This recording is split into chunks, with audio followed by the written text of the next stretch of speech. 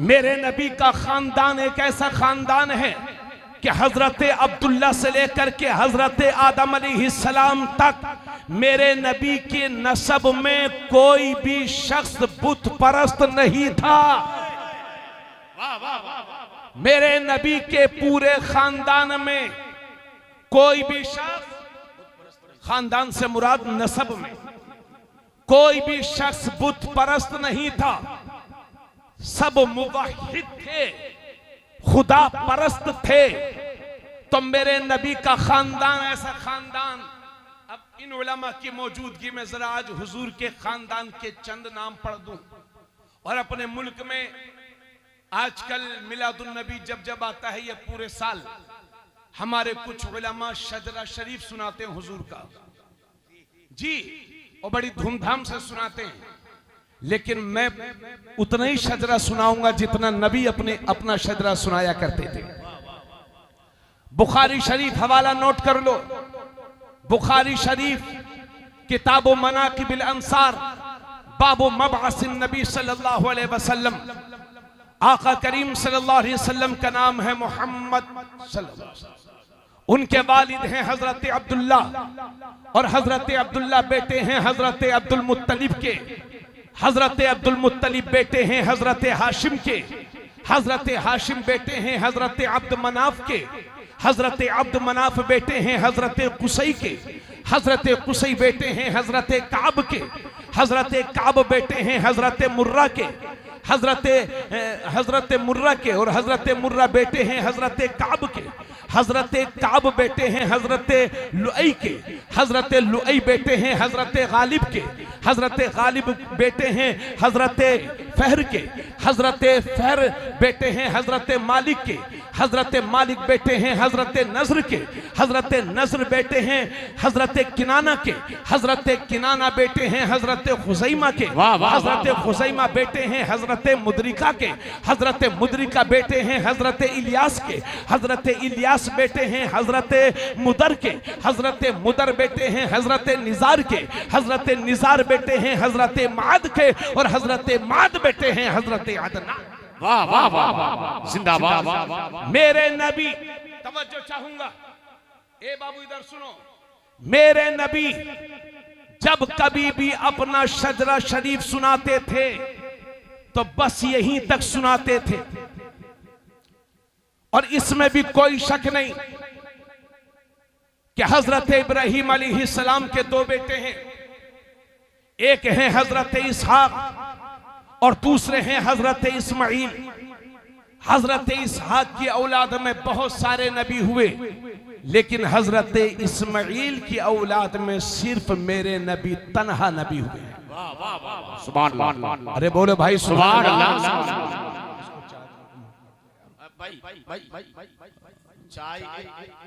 बातें पिला दीजिए, बातें जो आ गई उसको भर लीजिए, बाकी बातें पिला दीजिएगा। इधर सुन लीजिए। हजरत इस्माइल अलैहिस्सलाम की औलाद में तन्हा मेरे नबी ही एक नबी हैं, और मेरे नबी जब अपना शजरा शरीफ सुनाते थे, खानदान के नाम सुनाते थे, तो बस यहीं तक पढ़ते थे। और हजरत अदनान तक, हजरत अदनान से लेकर के हजरत इस्माइल तक कितनी पुश्तें थी, इसमें भी मुअर्रिखीन का इख्तिलाफ है। बाज हजरात ये कहते हैं कि 40 पुश्तें थी, बाज हजरात ये कहते हैं कि 30 पुश्तें थी। और हजरत इस्माइल अलैहिस्सलाम से हजरत आदम तक कौन कौन हजरात हैं, उसमें भी मुअर्रिखीन ने, अहले अंसाब ने इख्तिलाफ किया है।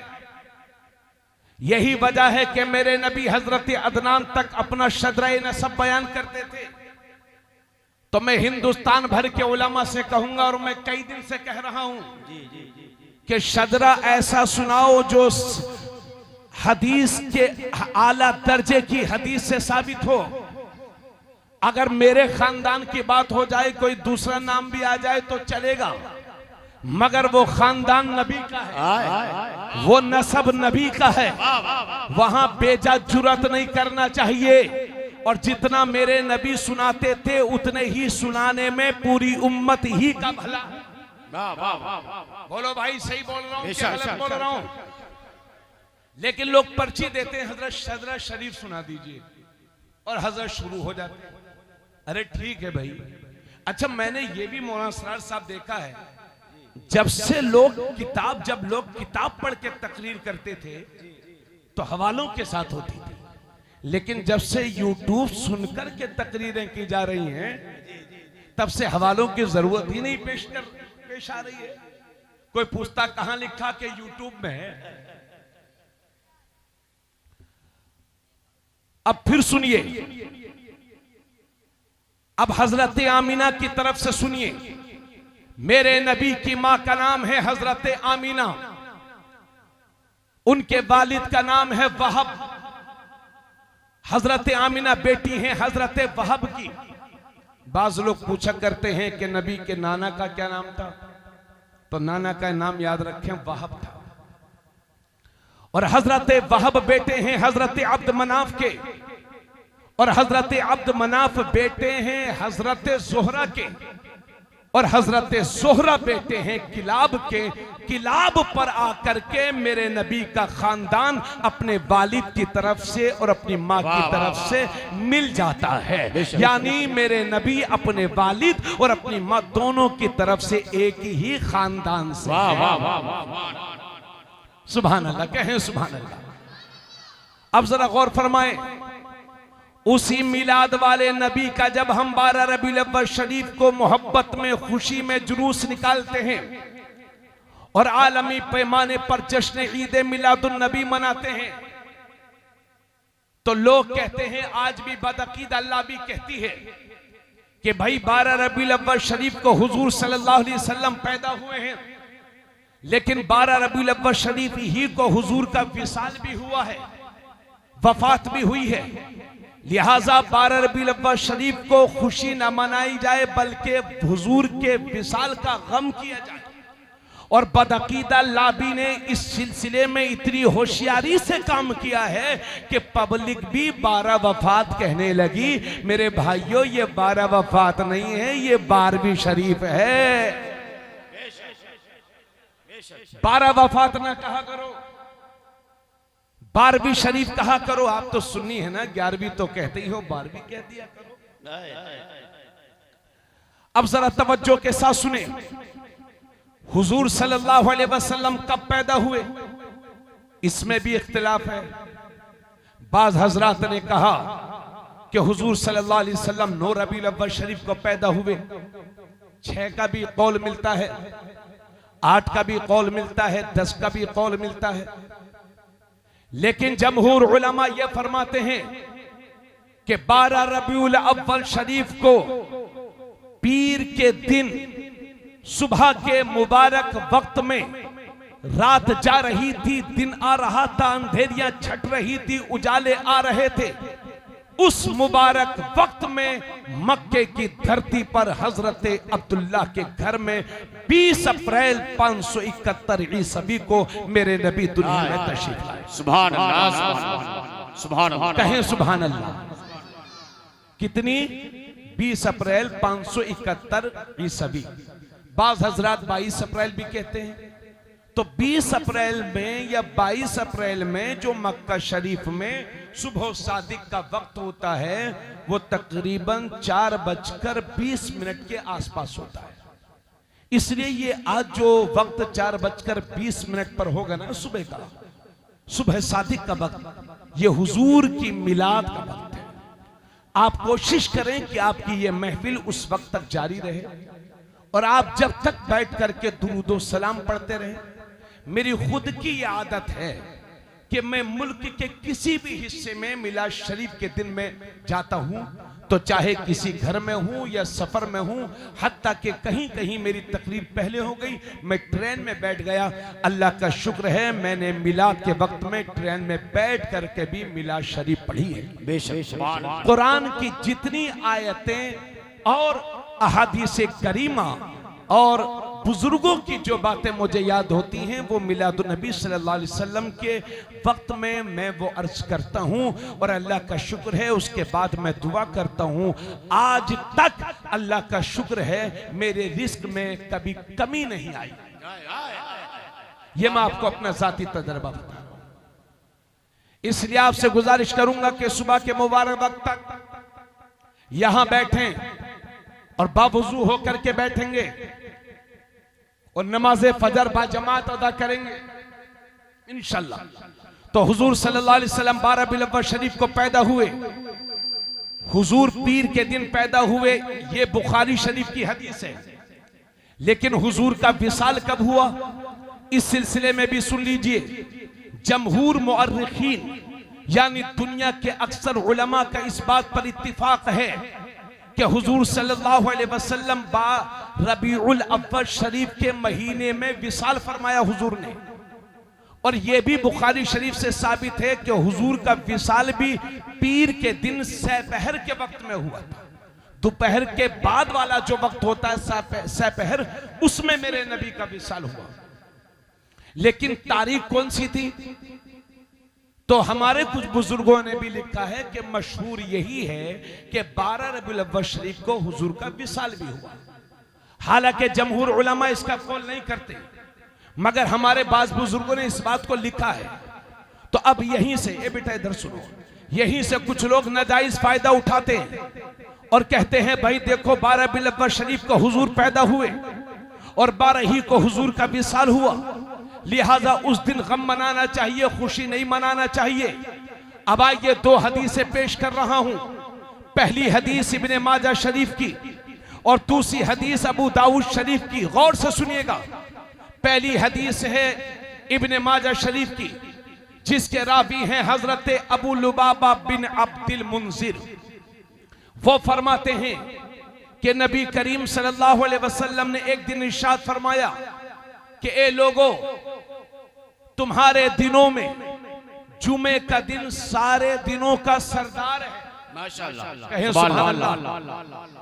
जुमे का दिन सारे दिनों का सरदार है। जुमे की अहमियत और अजमत बाकी दिनों से बढ़कर के है। और एक बात और गौर से सुन लो, उसी हदीस में है कि जुमे के दिन की अहमियत अल्लाह के यहाँ ईद उल फित्र और ईद उल अदहा से भी बढ़कर के है। आज दुनिया की दूसरी कौमें तरस रही हैं कि काश जुमा जैसा सिस्टम हमारे मजहब में भी होता। अल्लाह का शुक्र है अगर अपने मानने वालों को एक प्लेटफॉर्म पर किसी ने इकट्ठा किया है तो वो इस्लाम है। मस्जिद में हाजिर होने के बाद कोई फर्क नहीं रह जाता, ये अमीर आदमी है, ये गरीब आदमी है, ये पढ़ा लिखा आदमी है, ये बेपढ़ा लिखा आदमी है। ये अदल व मसावत दुनिया में मेरे नबी का एहसान है। तो मेरे नबी फरमाते हैं कि जुम्मे का दिन अल्लाह के यहाँ ईद उल फित्र और ईद उल अदहा से भी बढ़कर के है। उसके बाद मेरे नबी ने वजह बयान की। 5 वजहें ऐसी हैं जिसकी वजह से जुमे का दिन सारे दिनों का सरदार। पहली वजह नबी फरमाते हैं, पहली वजह ये कि जुमे के दिन हजरत आदम अलैहिस्सलाम पैदा हुए। थोड़ा सा बोलते रहिए सुभान अल्लाह। और जुमे ही के दिन हजरत आदम का विसाल हुआ। और मेरे नबी फरमाते उसी हदीस में है कि जुमे के दिन एक घड़ी ऐसी आती है कि बंदा अपने रब से जो भी सवाल करता है, मेरा रब अपने बंदे की दुआ को कबूल करता है जब तक कि वो किसी हराम चीज का सवाल न। मगर हम तो देख रहे हैं कि लोग जुमे के दिन भी 12 बजे नहाते हैं। बस 2 रकात ही तो पढ़नी है। बाज लोगों को देखा कि कई दिन नापाक रहते हैं और जुमे के दिन जैसे ही जुमे का वक्त हुआ बस नहा लिए। मेरे भाई जुमे के दिन में वो घड़ी कभी भी आ सकती है। जुमे के दिन में वो घड़ी कब है, शारिहीन हदीस ने उसकी सराहत नहीं की है कि वो घड़ी कब आती है, बस जुमे के दिन आती है। लेकिन बाज मुहद्दिसीन ने बताया कि वो घड़ी उस वक्त आती है जब इमाम साहब मिंबर पर खुतबे के लिए बैठ जाते हैं। उस वक्त से लेकर के दुआ के खत्म तक ये वो वक्त है कि बंदा अपने रब से जो भी सवाल करता है मेरा रब उसकी दुआ को कबूल फरमा लिया करता है। वाह वाह वाह, जिंदाबाद। अरे वो बोलो भाई सुभान अल्लाह। 3 वजह हो गई। चौथी वजह नबी फरमाते हैं कि जुमे के दिन क़यामत बर्पा होगी। 5वीं वजह नबी फरमाते हैं जुमे के दिन से पहाड़, जानवर, इंसान, हवाएं, सारी मखलूकात ये सब के सब डरते हैं क्योंकि जुमे के दिन क़यामत बर्पा होगी। हदीस पूरी हो गई। अब सुनिए अबू दाऊद शरीफ की हदीस और रिजल्ट सुनिए तकरीर का। रावी है हजरत औस इब्न औस। आका करीम सल्लल्लाहु अलैहि वसल्लम ने फरमाया कि जुमे के दिन तुम्हारे दिनों में सबसे बेहतर दिन है। उसके बाद उस हदीस में भी है कि जुमे के दिन हजरत आदम अलैहिस्सलाम पैदा हुए और जुमे ही के दिन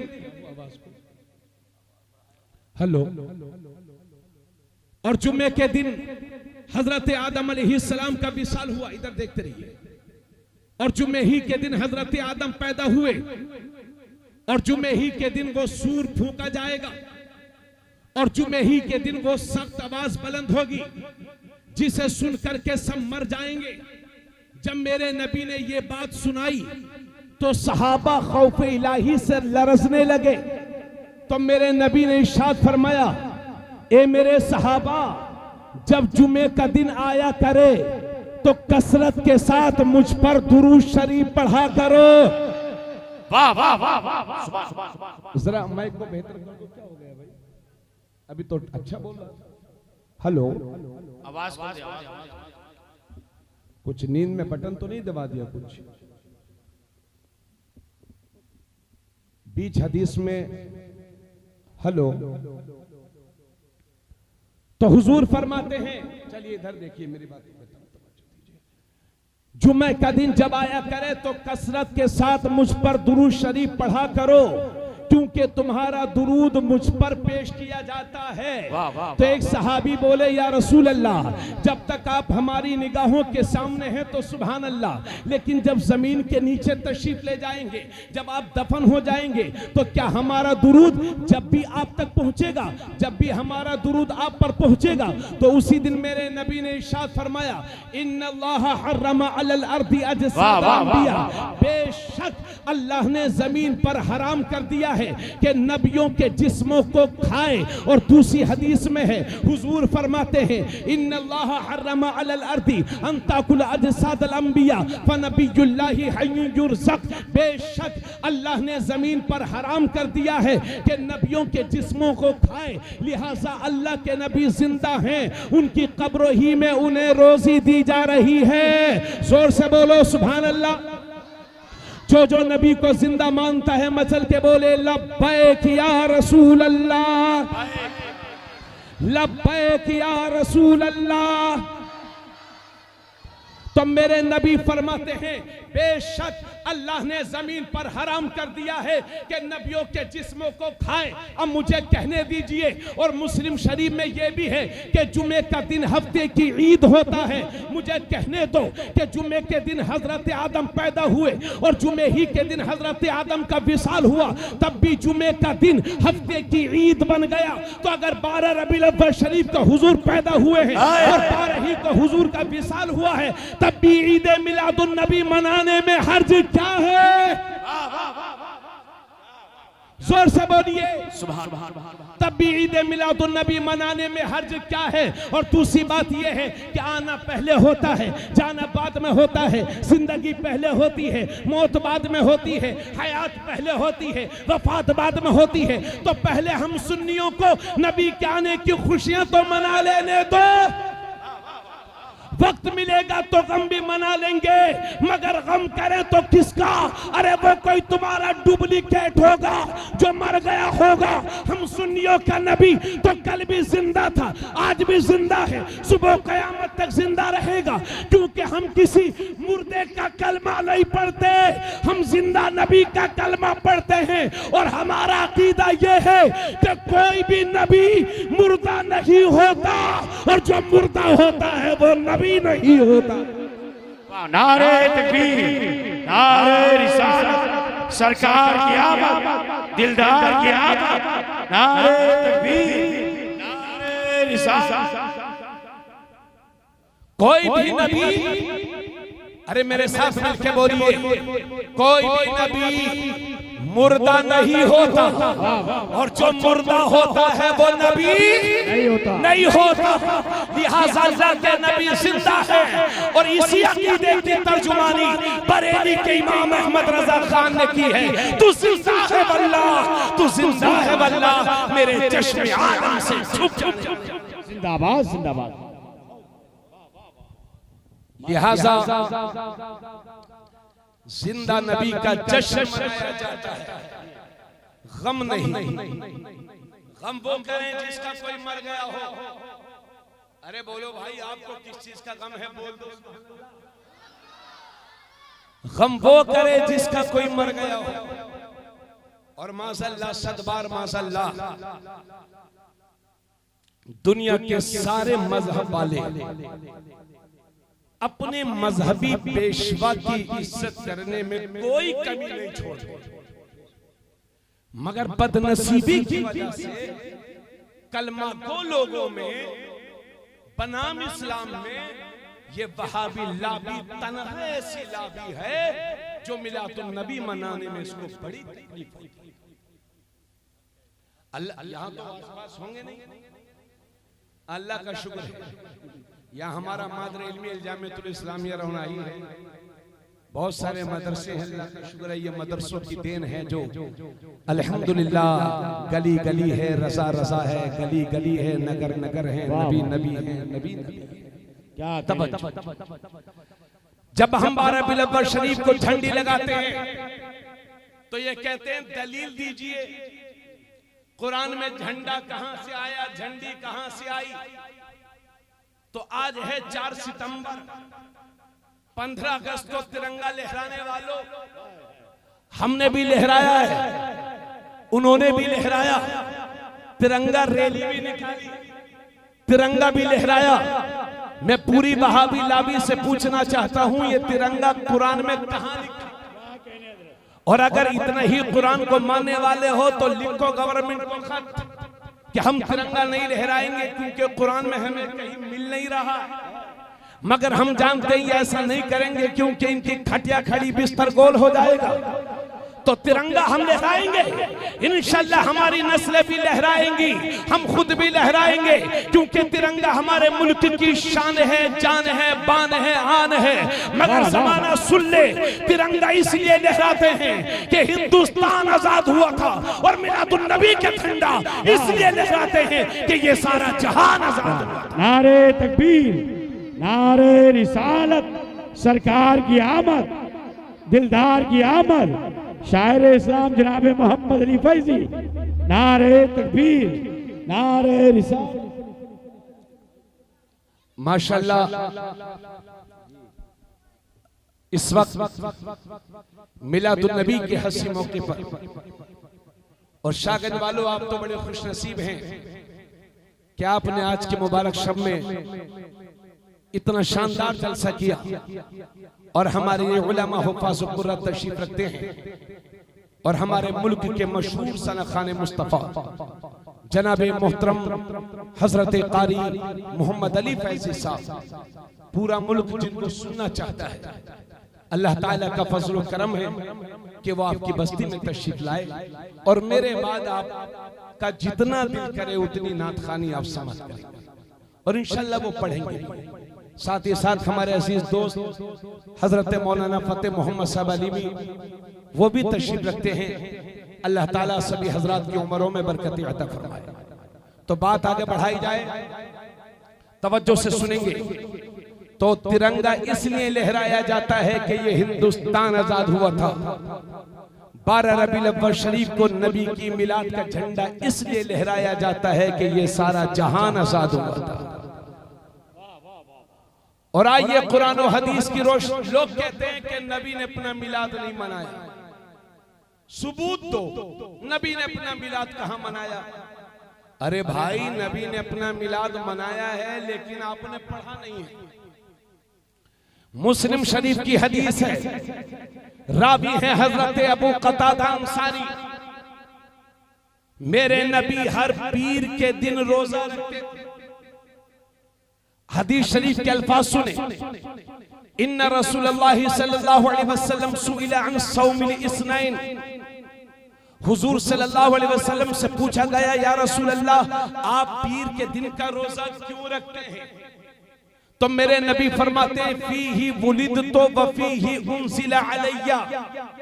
मैं पीर के दिन का रोजा इसलिए रखता हूं कि मैं पीर ही के दिन पैदा हुआ हूं और पीर ही के दिन मुझ पर पहली वही उतरी है। ए लोगों, नबी की मिलाद की खुशी में कभी रोजे भी रखा करो। सिर्फ झंडा लहराना, लंगर करना, यही मोहब्बत रसूल की अलामतें नहीं है। मेरे नबी पीर के दिन अपनी विलादत की खुशी में रोजा रखते थे। आशिकों, आपकी जिंदगी में कुछ पीर ऐसे गुजर जाना चाहिए कि आप भी हुजूर की मिलाद की खुशी में रोजा रखें। कहें सुभान अल्लाह। अब आइए बुखारी शरीफ की हदीस से एक बात और अर्ज कर रहा हूं। मेरे नबी का सगा चचा है अबू लहब। अबू लहब और इतना बड़ा दुश्मन है रसूल। इसकी भी आवाज थोड़ी सी बढ़ा दीजिएगा। पहले तो अच्छा बोल रहा था, कुछ शायद कुछ कमी देख लीजिएगा। मेरे नबी का सगा चचा है अबू लहब। अबू लहब ने मक्का शरीफ के लोगों, मेरे नबी ने मक्का शरीफ के लोगों को पहाड़ पर बुलाया, पहाड़ी पर बुलाया। और जब अहले मक्का इकट्ठा हो गए तो मेरे नबी ने फरमाया, ए लोगों, अल्लाह एक है और मैं उसका रसूल हूं। जब मेरे नबी ने ये दावत दी तौहीद और रिसालत की, तो उसी मजमे में अबू लहब भी था। कहने लगा, तब्बल्लका साइरल यौम अलिहाजा जमातना। अबू लहब, हे मोहम्मद, तुम हलाक हो जाओ माज़अल्लाह, क्या तुमने हमको इसीलिए इकट्ठा किया है? मेरे नबी ने गुस्ताखी सुनी, गुस्ताखी सुनकर के खामोश। नबी तो खामोश, लेकिन मेरे नबी की तरफ से कुरान में मेरे नबी के रब ने जवाब दिया और अबू लहब की मजम्मत में कुरान में पूरी सूरे उतार दी। अब वो सूरे सुन लो, तब्बत यदा अबी लहब व तब। अबू लहब के दोनों हाथ टूट जाएं और वो हलाक हो जाए, और वो हलाक हो ही गया।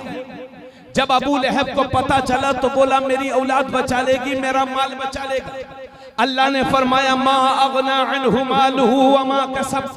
न तुझे तेरी औलाद बचा पाएगी, न तेरा माल बचा पाएगा। सयस्ला नारन ज़ाता लहब, अन करीब जहन्नम की आग में होगा। व मुराअतुहु, और अबू लहब की बीवी हुजूर की सगी चची बहुत मालदार थी, मगर इतनी बड़ी दुश्मन रसूल थी कि खुद जंगल जाती, कांटों की गठरी बांधती और अपने सर पर लाद कर लाती और हुजूर के रास्ते में बिछा दिया करती थी। ये उसका महबूब मशगला था। एक दिन जंगल गई, गठरी बांध रही थी, अल्लाह का हुक्म हुआ, एक फरिश्ता आया, उसी गठरी से, तवज्जो चाहूंगा, उसी खजूर की छाल के रस्से को उसके गले में डाला और काम खत्म। कुरान कहता है, वमराअतु, और उसकी बीवी हम्मालतल हतब, गठरी उठाने वाली, फी जीदिहा हब्लुम मिन मसद, उसके गले में खजूर की छाल का रस्सा। सूरे पूरी हो गई। इस पूरी सूरे में कहीं डायरेक्ट अल्लाह की तारीफ नहीं है, कहीं डायरेक्ट रसूलुल्लाह की तारीफ नहीं है, सिर्फ और सिर्फ अबू लहब की मजम्मत है। यही अबू लहब जब मेरे नबी अपनी माँ के पेट में थे, सिर्फ 2 महीने के, तो 25 साल की उम्र पाकर हजरत अब्दुल्लाह रज़ियल्लाहु ताला अन्हु दुनिया से तशरीफ ले गए। और जब मेरे नबी की आमद होने वाली थी तो अबू लहब की एक बांदी थी, जिनका नाम था सुवैबा, और ये सुवैबा वो है जो मेरे नबी की रज़ाई माँ भी है। मेरे नबी ने पैदा होने के बाद सबसे पहले जो दूध पिया है वो अपनी माँ का पिया है, फिर हजरत सुवैबा का पिया है, और उनके बाद हजरत हलीमा सादिया का पिया है। मुद्दते रज़ाअत ज़्यादातर हजरत हलीमा सादिया के यहाँ गुजरी है, मगर हजरत सुवैबा भी मेरे नबी की रज़ाई माँ है, अबू लहब की बांदी है। तो अबू लहब ने कहा सुवैबा देखो देखो मेरी भाभी के यहाँ बच्चे की पैदाइश होने वाली है, और तुम जानती हो मेरा भाई है नहीं और मेरी भाभी अकेली है, तुम जाओ जाकर के मदद करो, मेरी भाभी के पास जाओ, उनकी खिदमत करो। सुवैबा दौड़ी दौड़ी गई, और 12 रबीउल अव्वल शरीफ की सुबह में जब मक्के व मक्के की धरती पर नूर वाला नबी तशरीफ लाया तो सुवैबा ने देखा नूर वाले नबी आए हैं, तो दौड़ी दौड़ी आई और कहा आका आका आपको मुबारक हो, आपका भतीजा हुआ है। अबू लहब से कह रही है सुवैबा आपको मुबारक हो, आपका भतीजा हुआ है। अबू लहब ने दाहिने हाथ की ये कलमे वाली उंगली उठाई और उठा करके कहा सुवैबा जाओ तुम आजाद हो, आजाद हो, मेरे नबी के कदमों की बरकतें तो देखो। अब तक सुवैबा बांधी थी, नबी आ गए हैं, फौरन आजादी मिल गई। सुभान अल्लाह। यही अबू लहब, ये बुखारी शरीफ में है, यही अबू लहब जब मरा और जहन्नम में पहुंचा तो 1 साल के बाद मेरे नबी के दूसरे सगे चचा हजरत अब्बास ने अबू लहब को ख्वाब में देखा और कहा क्या हाल है, क्या कंडीशन है। तो अबू लहब ने कहा भाई जब से तुमसे जुदा होकर के यहाँ आया हूँ एक लम्हे के लिए भी सुकून नहीं है, सख्त अजाब में गिरफ्तार हूँ, आगे आगे है, दाएं आगे है, पीछे आगे है, चारों तरफ आग ही आगे है और सख्त अजाब में गिरफ्तार हूँ। मगर हाँ भाई एक खुशी की बात यह है कि जब पीर का दिन आता है और मुझे प्यास लगती है तो उसी उंगली को उठाता हूँ, जिस उंगली को उठा करके मैंने नबी की मिलाद की खुशी में सुवैबा को आजाद किया था तो मेरी प्यास बुझ जाया करती है, मुझे सुकून मिल जाया करता है। ए शाहगंज के नबी के दीवानों, ए मेरे नबी के आशिकों, गौर तो करो जब अबू लहब जैसा कट्टर दुश्मन रसूल नबी का मिलाद मनाए तो उसे जहन्नम में फायदा पहुंचे, और हम नबी के गुलाम होकर के नबी का मिलाद मनाएंगे तो क्यों नहीं इंशाअल्लाह हमारी नस्लों की मग़फ़िरत हो जाए। नारे तकबीर, नारे रिसालत, सरकार की आमद, दिलदार की आमद, नारे तकबीर, नारे रिसालत। हजरात